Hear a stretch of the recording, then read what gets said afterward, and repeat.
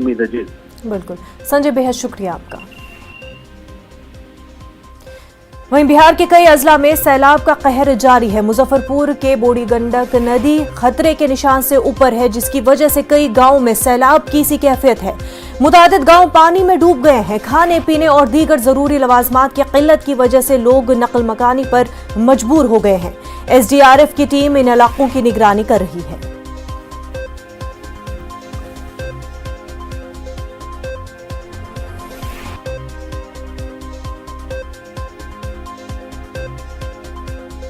मौजूद है एसडीआरएफ की टीम के साथ मुजफ्फरपुर के बूढ़ी गंडक नदी में, और आप देखिए बूढ़ी गंडक नदी की विनाश लीला क्या है कि ये नदी के किनारे जितने भी मकान बने हुए हैं, यहाँ लगभग 300 ऐसे मकान हैं जो इसी तरीके से पानी में डूब गए हैं, और यहाँ के लोगों का जो लाइफ है वह काफ़ी इंडेंजर्ड हो गया है, खतरे में आ गया है।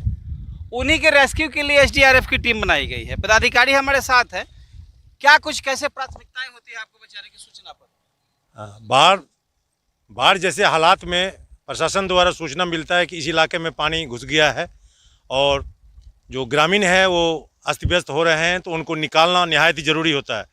उसमें से सबसे पहले जो बुजुर्ग हैं और जो प्रेग्नेंट महिला है, गर्भवती महिला है, उनको सबसे पहले प्राथमिकता दिया जाता है। उसके बाद बच्चों को, फिर बाकी बुजुर्ग को लाया जाता है।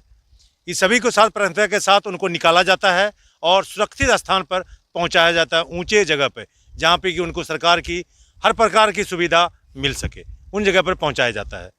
अभी हम लोग बूढ़ी गंडक नदी में जिस इलाके में घूम रहे हैं, तो क्या है यहाँ, क्या हालात है? आप लोग तो सर्वे किए हैं। यहाँ पे कई घर है या गांव बोला जाए, जो कि पूरा माना जाए कि एक मंजिल तक जो है ना वो डूब चुका है, और जो घर वाले हैं वो जिनके पास छत है, ऊपर वाले छत पे, या कुछ लोग खुले में ही जीवन अपना बसर कर रहे हैं। ग्रामीण पहले ही सुरक्षित जगह पे पहुंच चुका है। प्रशासन की तरफ से या हमारे द्वारा नहीं कुछ सुरक्षित स्थानों पे पहुंचाया गया, इसलिए कि वो खुद ही सुरक्षित जगह पर पहुंच गया है। उनको पहले से मालूम है कि यदि पानी आता है, वो पूरा जागरूक हैं, वो लोग पूरी तरह से जागरूक हैं, और पानी जो देखता है बढ़ता है तो अपने सुरक्षित जगह पर पहुँच जाते हैं। लेकिन फिर भी अलर्ट है आप लोग? हम लोग अलर्ट हैं, 24 घंटा अलर्ट हैं। जब भी सूचना मिलेगा, हमारी पास 8 बोट है और तैयार है। 2 पिकअप वाहन पे 2 बोट, 2 बोट दोनों पिकअप पर तैयार है, और 2 स्कॉर्पियो भी तैयार है जवान बैठने के लिए, ताकि तत्काल उस जगह पे पहुंचा जाए। तो एसडीआरएफ के जवान, ये मंडल जी थे, इन्होंने बताया। आप देखिए ये पीछे जितने भी मकान हैं, ये जितने भी पक्के मकान हैं, कुछ झोपड़ियाँ हैं, ये तमाम नदी में डूबे हुए हैं। ये है त्रासदी की स्थिति, और उन्हें राहत दिलाने के लिए एसडीआरएफ की टीम लगातार दिन रात मेहनत कर रही है। सुधीर कुमार, न्यूज़ 18, मुजफ्फरपुर। मुंबई में आज से